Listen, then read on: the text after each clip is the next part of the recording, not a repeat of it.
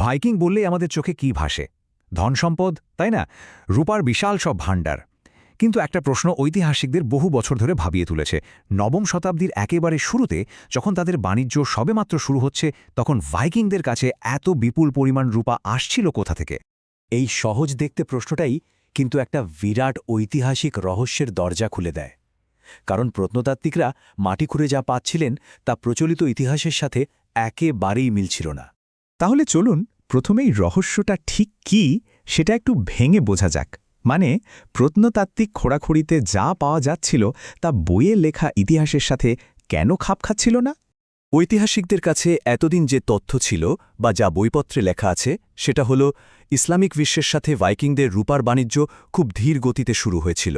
মানে মনে করা হতো যে ৮৬০ খ্রিস্টাব্দের আগে পর্যন্ত রূপার যোগান ছিল খুবই সামান্য, আর আসল বাণিজ্য জমে উঠেছিল এরও অনেক পর। কিন্তু সুইডেনের হ্যাসেলবিতে পাওয়া এই ভাণ্ডারটা পুরো গল্পটাকেই ওলটপালট করে দেয়। এটা ৮২৫ খ্রিস্টাব্দেরও আগে মাটিতে পোতা হয়েছিল, আর এর ভেতর থেকে পাওয়া গেছে অসংখ্য ভারী রূপার আংটি আর বার। কিন্তু মজার ব্যাপার হলো মুদ্রার সংখ্যা ছিল খুবই কম। আর এখানেই আসল চমকটা। এই অনুপাতটা শুনলে অবাক হতে হয়। হ্যাসেলবির ওই ভাণ্ডারে রূপার মুদ্রার তুলনায় গয়না আর বারের ওজন ছিল ৭২ গুণ বেশি। ভাবা যায়? মানে ভাণ্ডারে যদি একটা রূপার মুদ্রা থাকে, তার বিপরীতে ৭২ গুণ বেশি ওজনের রূপার জিনিসপত্র পাওয়া গেছে।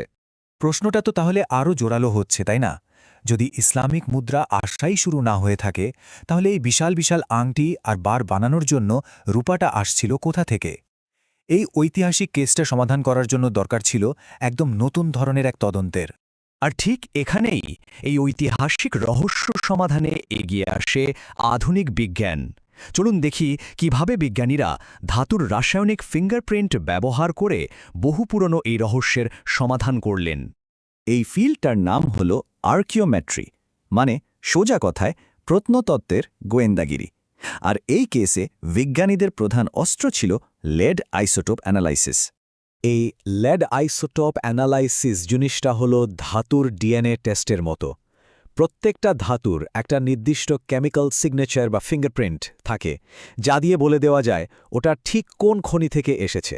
তো বিজ্ঞানীদের সামনে সন্দেহের তালিকায় ছিল মূলত দুটো সোর্স।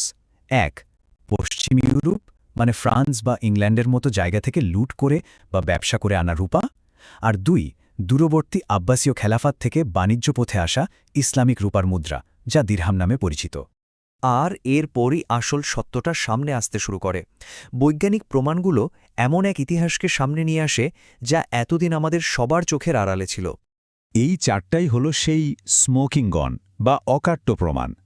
ভালো করে দেখুন, ভাইকিংদের তৈরি জিনিসগুলোর কেমিক্যাল ফিঙ্গারপ্রিন্টস হুবহু মিলে যাচ্ছে ইসলামিক দিরহামের সাথে। কিন্তু ইউরোপিয়ান রূপোর সাথে কোনো মিলই নেই। এখানেই আসল চমক। কিন্তু গল্পের আসল টুইস্টটা এখানে। এই ফিঙ্গারপ্রিন্ট মিলছে ৮০০ সালের শুরুর দিকের দিরহামের সাথে। ৮৫০ সালের পর যে হাজার হাজার দিরহাম এসেছিল, সেগুলোর সাথে কিন্তু এর রাসায়নিক গঠন মিলছে না। এটাই হলো পুরো রহস্যের চাবিকাঠি। গবেষকরা তাদের গবেষণাপত্রে ঠিক এই কথাটাই বলেছেন।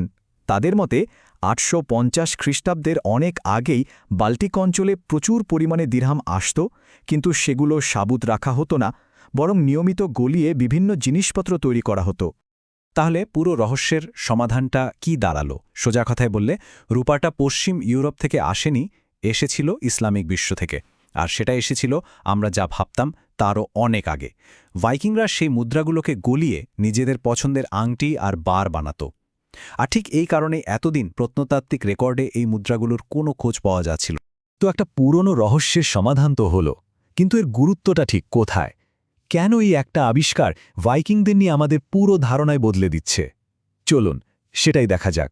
এর সবচেয়ে বড় মানেটা হলো, ভাইকিংরা শুধুই যোদ্ধা বা লুটেরা ছিল না, তারা ছিল অসম্ভব চতুর ব্যবসায়ী।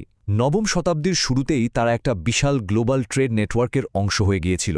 বাল্টিক অঞ্চলের অর্থনীতি যে ইউরেশিয়ার দূরবর্তী প্রান্তের সাথে এতটা আগে থেকেই যুক্ত ছিল, তা আগে কেউ ভাবতেও পারেনি। এই আবিষ্কার প্রমাণ করে তাদের অর্থনৈতিক উচ্চ আকাঙ্ক্ষা অনেক আগে থেকেই শুরু হয়েছিল।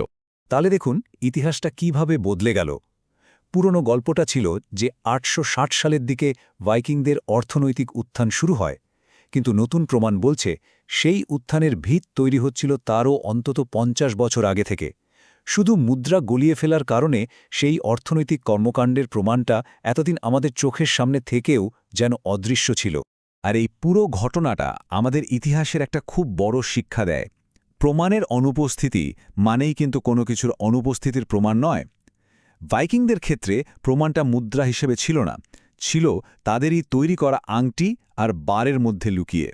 এই আবিষ্কারটা আমাদের নতুন করে ভাবতে বাধ্য করে, বিজ্ঞানের প্রগতির সাথে সাথে এরকম আরও কত ইতিহাস নতুন করে লেখা হবে। আমাদের পায়ের নিচে বা মিউজিয়ামের কাঁচের আড়ালে আরও কত অজানা সত্যি লুকিয়ে আছে, যা হয়তো সঠিক প্রযুক্তির অপেক্ষায় দিন গুনছে। ইতিহাস আসলে কোনো শেষ হয়ে যাওয়া গল্প নয়, বরং